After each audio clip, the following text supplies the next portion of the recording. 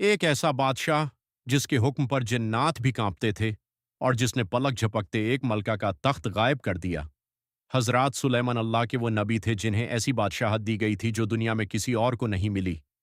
ہوا ان کے حکم سے چلتی تھی، جنات ان کے تابع تھے، پرندے ان کے پیغام پہنچاتے تھے اور جانوروں کی زبان تک وہ سمجھ لیتے تھے۔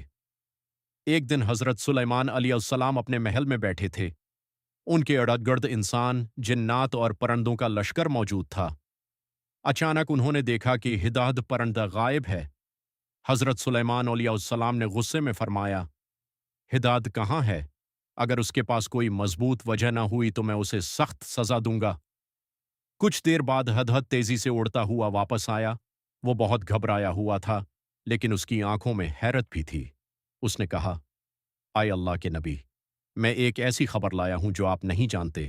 میں سبا نامی سلطنت سے آیا ہوں۔ وہاں ایک عورت حکومت کرتی ہے، اس کا نام بلقیس ہے۔ اسے بڑی طاقت اور عظیم تخت ملا ہوا ہے، لیکن وہ اور اس کی قوم سورج کو سجدہ کرتے ہیں۔ یہ سن کر دربار میں خاموشی چھا گئی۔ حضرت سلیمان علیہ السلام نے فوراً ایک خط لکھا اور ہدہد کو دیا۔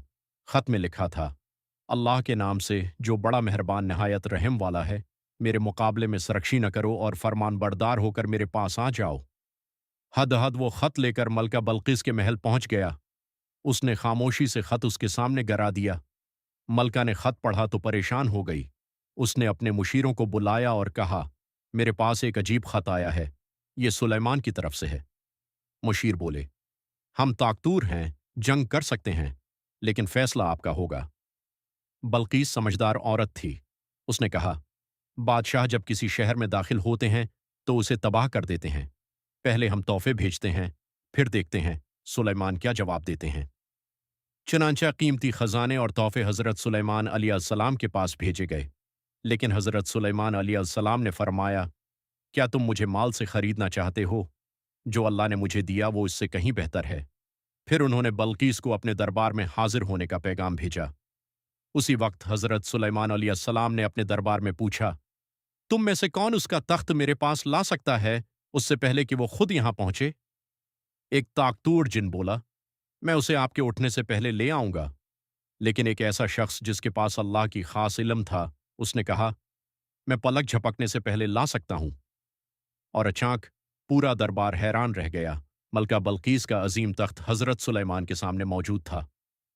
حضرت سلیمان نے فرمایا، یہ میرے رب کا فضل ہے تاکہ وہ دیکھے میں شکر کرتا ہوں یا ناشکری۔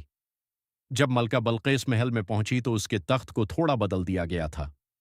حضرت سلیمان نے پوچھا، کیا تمہارا تخت ایسا ہی ہے؟ وہ حیرت سے بولی، یہ بالکل میرے تخت جیسا لگتا ہے۔